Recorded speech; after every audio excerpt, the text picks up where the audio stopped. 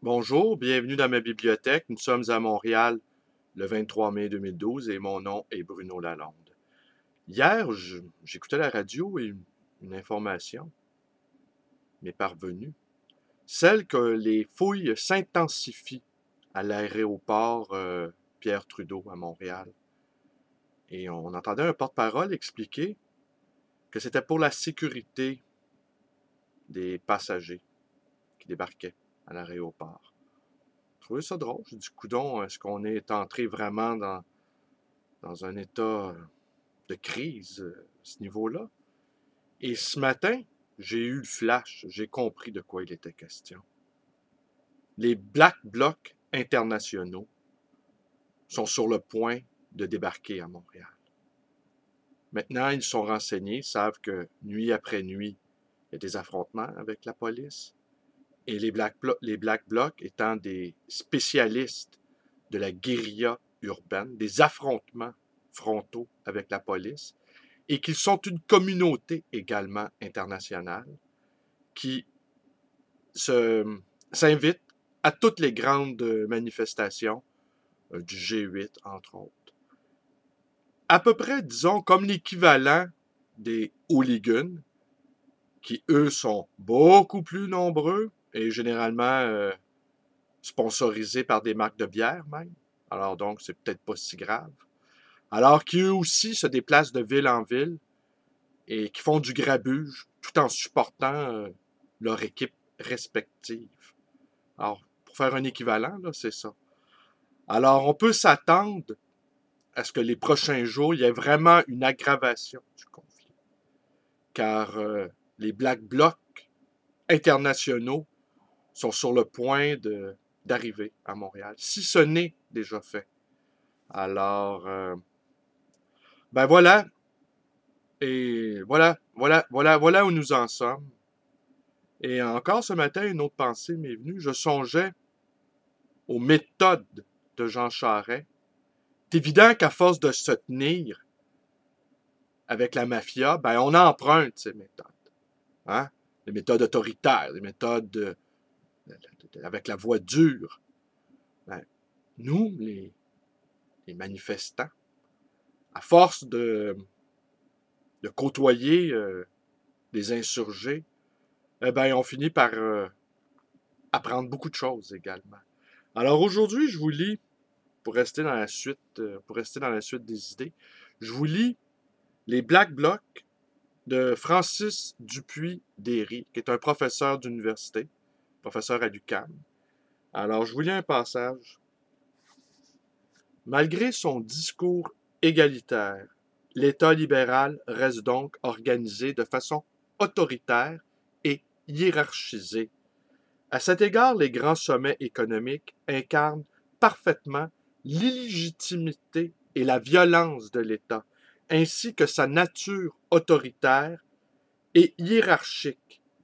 Une clique de politiciens discute à huis clos du sort de la planète, protégée par des milliers de policiers lourdement armés qui repoussent violemment des citoyens venus dire que le processus politique de prise de décision qui affecte tout le monde n'est pas démocratique. La participation à des actions directes qui peuvent déboucher sur un face-à-face avec les policiers permet à certains de sortir, l'instant d'une émeute, d'une opposition toujours dominée. C'est la première fois que le pouvoir n'est plus quelque chose au-dessus de moi. Il était là, en face, dit le Français Didier, au sujet d'une émeute politique à laquelle il a participé.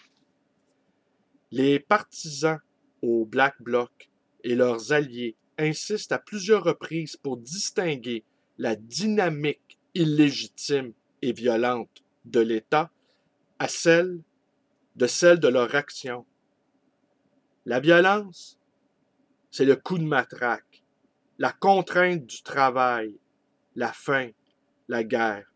Ça, c'est la violence.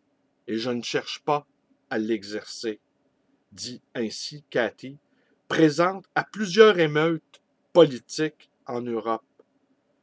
Je suis un pacifiste, un non-violent, c'est-à-dire que je rêve d'un monde sans violence, explique un participant au Black Bloc de Québec avant d'ajouter. Mais le monde dans lequel je vis actuellement est violent et non pacifiste. Et je considère donc qu'il est légitime pour moi d'utiliser la force pour ne pas laisser le monopole de la violence à l'État, et parce que la simple désobéissance civile pacifiste ne fait qu'établir un rapport de force de victime, puisque vous laissez les policiers vous charger, vous arrêter, vous ficher. Il conclut de façon surprenante que si l'État n'a pas le choix d'utiliser la violence, l'État ne nous laisse pas le choix d'utiliser, nous aussi, la violence contre lui. C'est l'État, parce qu'il est, qui a créé le Black Bloc. Le philosophe Nicolas Tavaglione propose donc de prendre au sérieux l'hypothèse répandue que les Black Blocs sont des anarchistes. Il se méfie de l'État et de toute forme de contestation qui se compromet avec les forces de l'ordre. Plus fondamentalement, il adhère peut-être à un anarchisme éthique. Toute forme de pouvoir est humiliante, car incompatible avec la dignité de qui la subit, et qu'il n'y a pas d'obligation morale d'obéir au gouvernement ou à un anarchisme politique.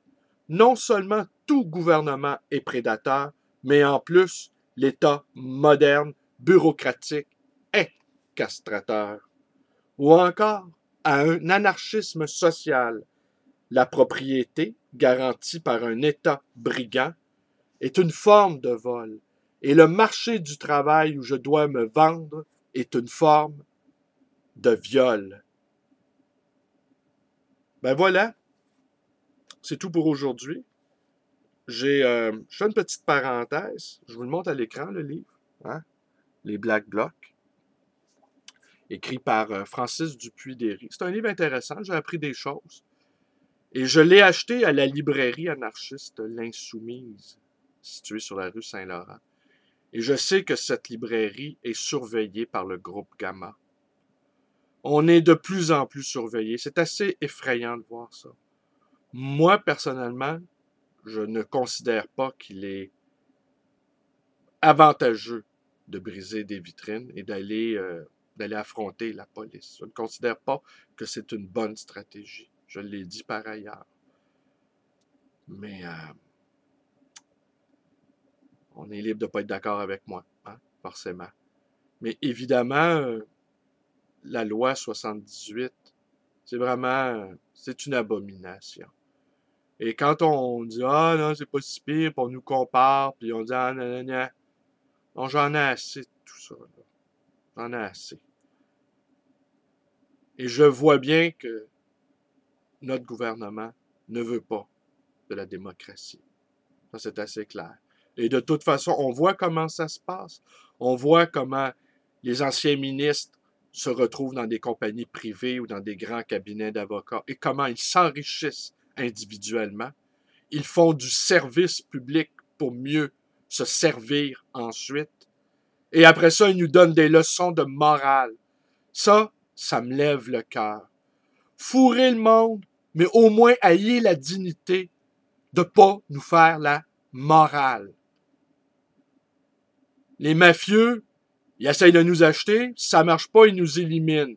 Mais ils ne nous font pas la morale. En tout cas, pas que je sache. Allez, merci. Alors, mes vidéos vous plaisent, ben, vous pouvez vous abonner à ma chaîne YouTube, B. Lalonde 100. Vous pouvez également devenir un militant, à militante Facebook en vous joignant à ma page.